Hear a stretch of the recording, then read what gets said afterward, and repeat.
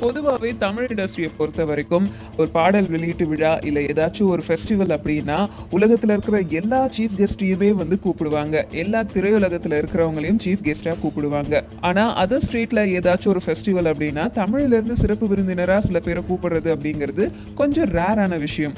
அதுலயும் குறிப்பா தெலுங்கு இண்டஸ்ட்ரி. மகேஷ் பாபுவோட படத்தோடைய ஆடியோ ரிலீஸ் ஒன்று வெளியிட்டு இருக்காங்க. அந்த ஆடியோ ரிலீஸ்ல சீஃப் கெஸ்டா நம்ம தமிழ் திரையுலகத்தை சேர்ந்த பிரம்மாண்ட இயக்குனர் சங்கரை கூப்பிட்டிருக்காங்க சீஃப் கெஸ்டா. சங்கர் ஆல்ரெடி ஐ படத்தோடைய ஆடியோ ரிலீஸ், அதனுடைய இறுதி கட்ட படப்பிடிப்பு அப்படி இப்படின்னு பயங்கரமா பிஸியா இருக்காரு. இந்த நேரத்துல எப்படி இவரு ஆடியோ ரிலீஸ்ல, அதுவும் தெலுங்கு இண்டஸ்ட்ரியில நடக்கிற ஆடியோ ரிலீஸ்ல கலந்துக்கிட்டாரு அப்படிங்கிறது எல்லாருக்குமே ஆச்சரியம் கொடுக்கக்கூடிய விஷயமா இருக்கு. எந்த ஒரு உள்குத்துமே இல்லாம எந்த ஒரு விஷயமும் நடக்காது. அநேகமா சங்கருடைய அடுத்த படத்துல மகேஷ் பாபு நடிக்க போறாரோ, அதனாலதான் தமிழ்ல இருந்து தெலுங்கு இண்டஸ்ட்ரிக்கு போயிட்டு ஒரு ஆடியோ ரிலீஸ்ல வந்து சீஃப் கெஸ்டா கலந்துட்டு இருக்காரோ அப்படிங்கிற சந்தேகம் எல்லார்கிட்ட இருந்தும் எழுது.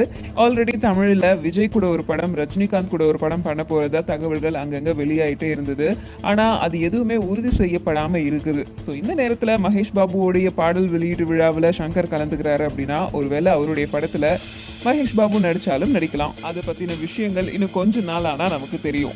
சங்கருடைய ஐ திரைப்படத்துடைய வேலைகள் எல்லாம் ரொம்ப சீக்கிரமா நடந்துட்டே இருக்கு. ரிலீஸ்க்கு ரெடி ஆகிட்டே இருக்க இந்த படத்துடைய பாடல் வெளியீட்டு விழாவும் வந்து ஒரு பக்கம் ரெடி ஆகிட்டே இருக்கு.